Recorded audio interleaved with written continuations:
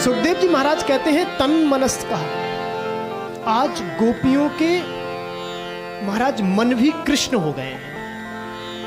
मन में कोई चिंतन नहीं, कोई संसार की कोई भी विधि विधान, कुछ भी चिंतन नहीं, केवल कृष्ण कृष्ण। तन मनस कहा तदालाप, अगर अलाप भी होता है, मुख से कोई शब्द भी निकलता है तो वो होता है कृष्ण कृष्ण।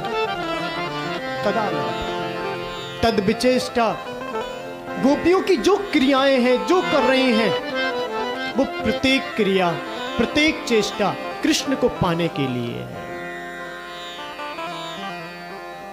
तद गुणानेव गायन्त्यो, सभी गोपियों ने गाया है, कृष्ण को गाया है। सुखदेव जी कहते हैं पुनः पुनः मागत्या कालिंद्या कृष्ण भावना, आज उस यमुना के जल के किनारे गोपियां नहीं आई हैं, आज कृष्ण भावना, कृष्ण की भावना प्रकट होकर के आई है। क्या सुंदर शब्दों का महाराज प्रयोग किया यहां सुखदेव जी महाराज ने। कहते हैं समवेतः जगु कृष्णम, गोपियों ने गाया, क्या गाया? जगु कृष्णम। अगर यहां गीतम भी कह देते तो कोई भी व्याकरण की त्रुटि नहीं थी, यह भी शुद्ध था, लेकिन सुखदेव जी लिखते हैं जगहु कृष्ण। गोपी ने आज कृष्ण को गाया है। तद गमन कांक्षिता, सभी गोपियों की बस यही इच्छा है, केवल एक बार कृष्ण का दर्शन प्राप्त हो जाए, कन्हैया की प्राप्ति हो जाए।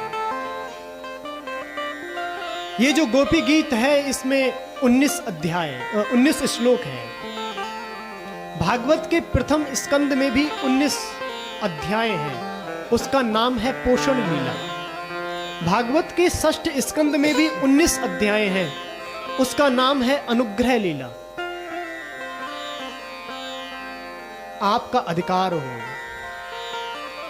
भागवत का जो पहला स्कंद वो अधिकार लीला, आपका अधिकार हो, भगवान का अनुग्रह हो, लेकिन फिर भी कहीं ना कहीं बात रुकी हुई हो, फिर भी महाराज वो कन्हैया की वो आनंद स्वरूप हृदय में प्रकट ना हो पा रहा हो, तो महाराज जो वो गैप बना हुआ है, उस गैप को ये गोपी गीत भरता है। इसमें भी 19 श्लोक है।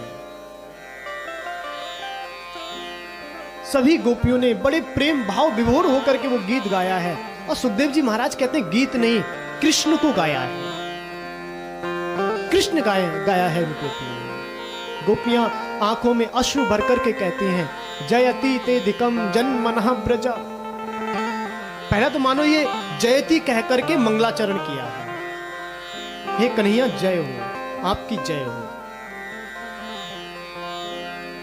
जब से आपने इस ब्रजमंडल में अवतार लिया है, जन्म लेकर के आप इस ब्रजमंडल में आए हो, जयति ते धिकम जन्मनः ब्रजा श्रेयत इंदिरा शश्वदत्र ही। इस ब्रजमंडल की बहुत महिमा बढ़ गई, और महिमा इसलिए बढ़ गई क्योंकि आप आए हो। जो दर्शन आपके ब्रज में सुलभ हैं, वो बैकुंठ में भी सुलभ नहीं हो पाते। कन्हैया तुम यहां ब्रज में बड़ी सहजता से उपलब्ध हो जाते हो। कभी किसी गाय को उपलब्ध हो रहे हो, आप मरकट को उपलब्ध हो रहे हो, जब इनको उपलब्ध हो रहे हो तो मनुष्य की तो महाराज बात ही क्या है, उसको तो बहुत आसानी से प्राप्त हो जाता है कृष्ण। कन्हैया इसकी महिमा इसलिए बढ़ गई क्योंकि जो परम चंचला है भगवती लक्ष्मी, वो भगवती लक्ष्मी भी ब्रजमंडल में अचला होकर के बैठी हुई है।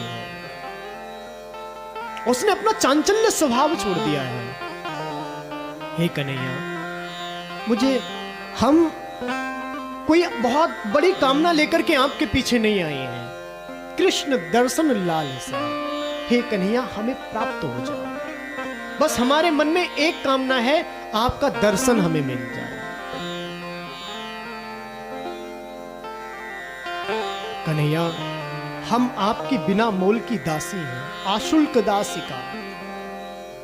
क्योंकि दास कहीं अगर उच्चारण आता है तो मन में ये भाव आता है, नौकर है तो पगार कितनी होगी, गोपियां कहती हैं भगवान हमें पगार की जरूरत नहीं, हम अशुल्क दासिका हैं। आप कहेंगे कि आप क्यों मेरे विरह में तड़प रहे हो? तो गोपियां कहती हैं भगवान आप हमारे प्राण धन हैं, और कोई बिना प्राण के कैसे रह सकता है? कन्हैया जब वो यम भी आता है हमारे पास और हमारे हृदय में झांक करके देखता है, उसे हमारे हृदय में प्राण के दर्शन नहीं होते, क्योंकि प्राण तो आप हैं और आज आप हमसे दूर हैं। कदाचित हम आपके वियोग में मर जाना चाहते हैं, देह त्याग देना चाहते हैं, लेकिन तब कथा मृतम तत्व जीवनम, आपकी कथा का वो प्रताप है महाराज, ऐसा जघन्य अपराध भी नहीं करने देता। ये कथा की महिमा है। भगवान का भजन पूजन करना चाहिए।